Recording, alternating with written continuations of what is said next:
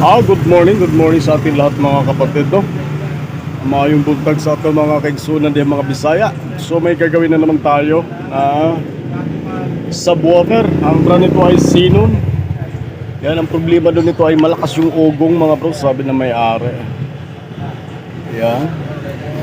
At mapalad tayo uli dahil nakasilyo pa ito. Tayo na naman makaunan nito. Ito, silyado to mga bro. Hindi pa siya nabutas. Malakas daw yung ugong, walang tunog, puro ugong na lang daw. Yung model number niya yan, EX-622. So plug in natin mga bro, no? Alamin natin para marinig nyo rin. Yan, i-plug in na natin sa mahiwagang saksakan, power on natin. Para may barko daw mga bro eh. Yan, power na. Yan, narinig nyo mga bro. Kala mo barko na bumubusina. Barko, no? Unulin natin. Ganyan kalakas daw yung ugong kaya hindi nila magamit. Kahapon pa to din nila mga bro, kaya lang medyo hapon na. Kaya sabi ko bukas ko na umaga gawin. Ayan, yan ang ating project na naman sa umagang ito, Lunes. Ayan. Malakas din to mga bro, mga ganitong subwoofer. So bubuksan na lang natin, no? Sigurado malamang yung pinaka-IC amplifier na naman ang sira niyan pag mga ganyang ugong. Maayong buntag sa tanan mga kaigsunan diha, mga amigo na to, amiga sa Whitey World. Maayong buntag sa inyong tanan diha. Sana nasa mabuti kayong kalagayan, saan man kayo panig ng mundo naroroon. Mag-iingat at mag-ingat tayo palagi mga bro sa ating mga ginagawa sa araw-araw sa ating paghahanap buhay. At yan, bubuksan na natin para magkaalaman na, para makita natin yung ano nito, yung anong problema. Buksan na natin. Habang binubuksan natin mga bro, ay hahandugan ko muna kayo ng isang awitin. Awitin. Simple lang. Yun ang ating libangan, pangpawala sa, yun sa mga Bisaya ba, pangpawala sa kalaay ba? Paano lang? Tawag nito sa Tagalog na kalimutan ko tuloy. Pampa-relax. Ay, English pala yun. Wala kayong ganyang kalaki? Ha? Wala akong ganyang kalaki. Wala. Maliit lang, pang-amplifier lang. Ano, 24 volts yan? Oo. Oo, wala tayo. Wala tayo. Diyan sa may Diko, try mo. Diko ba? Oo, Diko. Diyan sa may katabi ng Shopwise.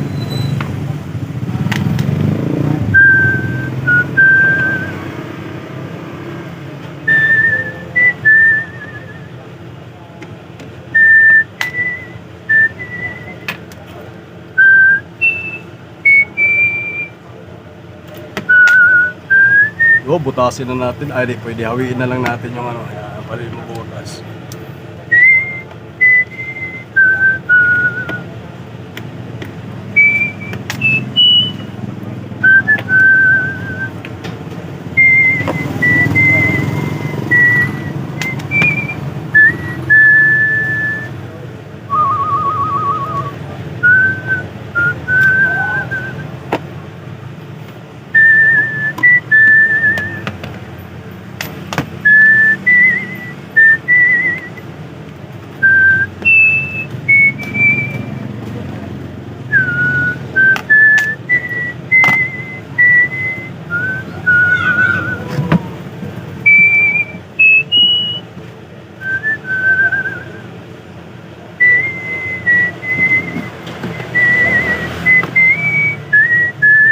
Nako, nagsilobo na pala mga kapasitor nito. Angat na. Baka yan ang dahilan. Baka buhay pa yung IC amplifier nito. Yung filter kapasitor mga bro na dalawa, sabog na oh. Focus natin dyan. Kita ba dyan?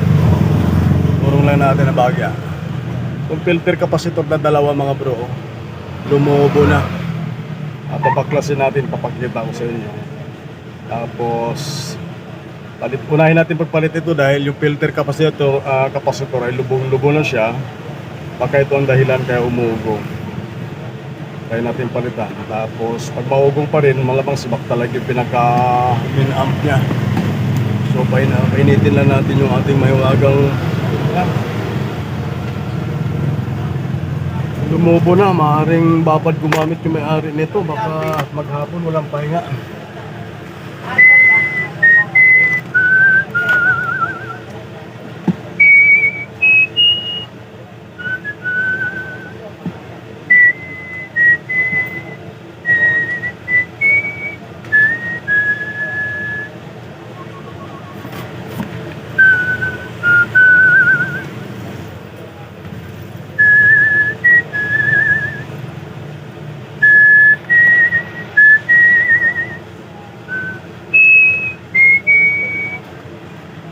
Papainitin ko lang kung panghinang natin mga bro. Mabaklas natin yung ating filter capacitor.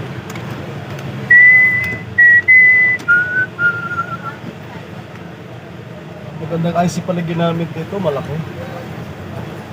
Ngayon na, mayroon ceramic na sunog din.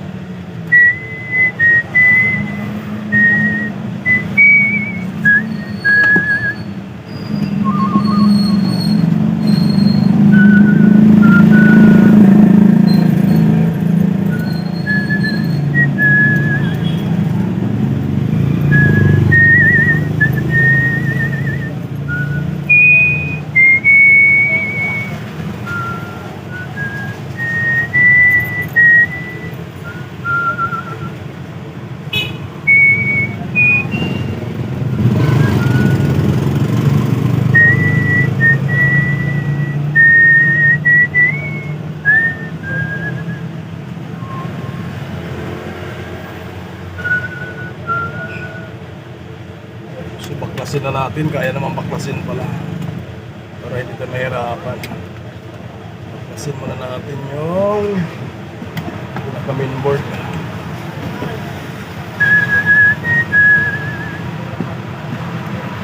Yan, nabaklas natin para kitang-kita mga bro. Ano yung filter capacitor niya? Ay, medyo madilim pala, no? Yung dalawa na to. Baklasin natin.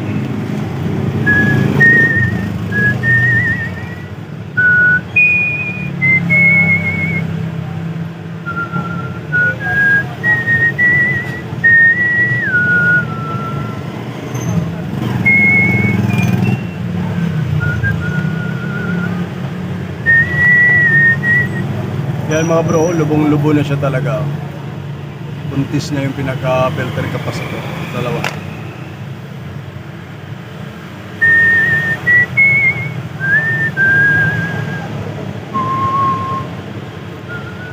Yan.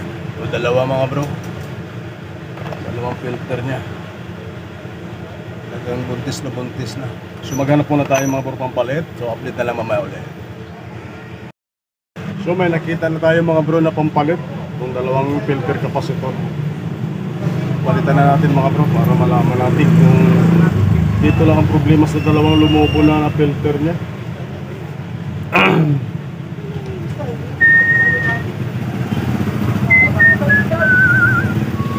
Pag nagkabit ng filter capacitor mga bro, iwasan lang na mabaliktad yung polarity. Lalo sa ating mga share ko lang po sa mga baguhan natin ng mga nag-aaral pagka-electronic technician mga bro. Importante yung polarity na filter capacitor, electrolytic capacitor kasi ito. Kaya hindi pwedeng magbaliktad yung positive at negative. Pag nagkabaliktad, malamang uusok siya.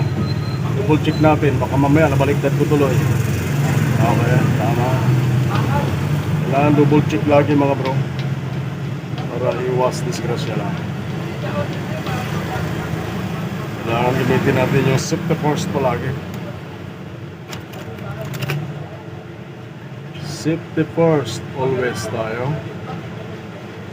Sa anong bagay na ginagawa natin, kailangan talaga safety first lang.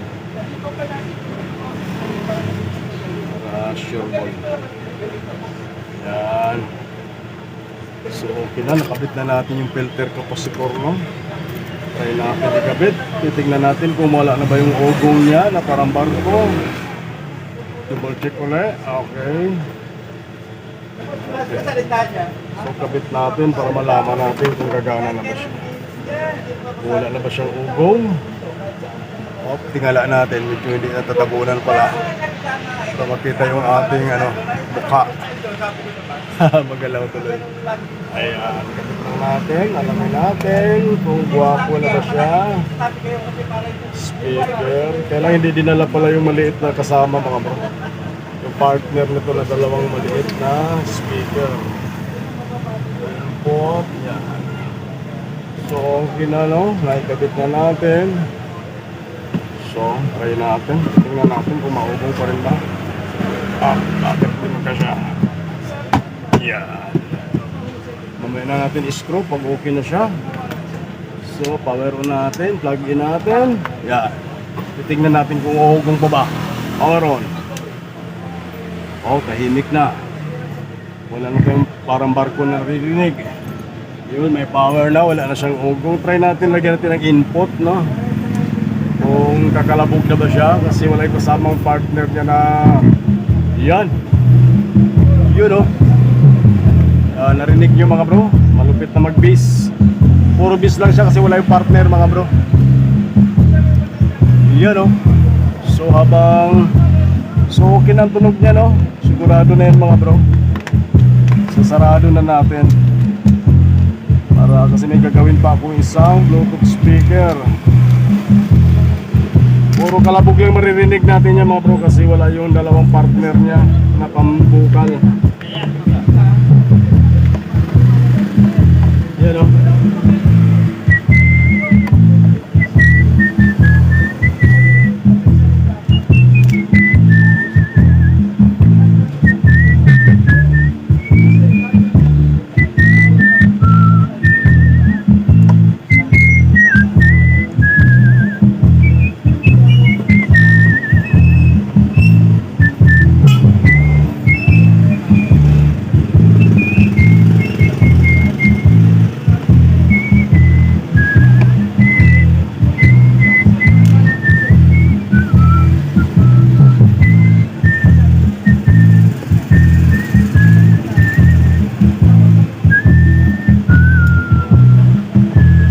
Ganda to.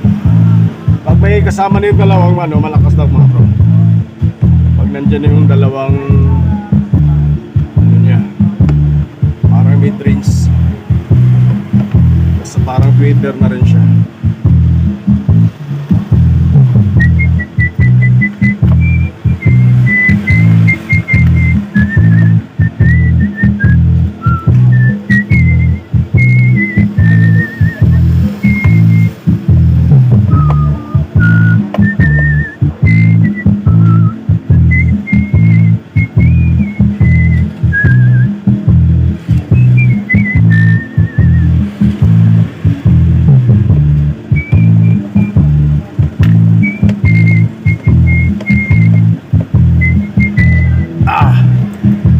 Okay.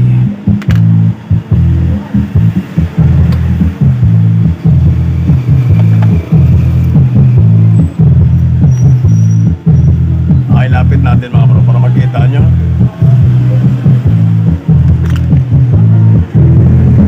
Boy, ako tuloy nakita. Nakita yung ating so final testing na natin itong ating ginagawa na seno na subwoofer mga bro. Yan, power on plug din natin. Yan. Makalabog na siya mga bro. Try natin hinaan. Yan.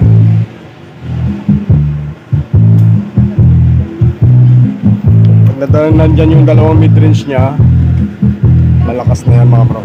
Puro bis lang kasi sa ngayon yan.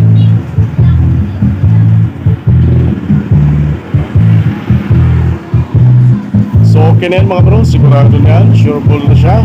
So kung nagpapasalamat mga bro sa inyong panonood sa ating mga ina-upload na video, no? Maraming salamat sa inyong lahat mga kapatid, sa inyong suporta at panonood sa ating mga ina-upload na video. So maraming salamat at magandang umaga po sa ating lahat.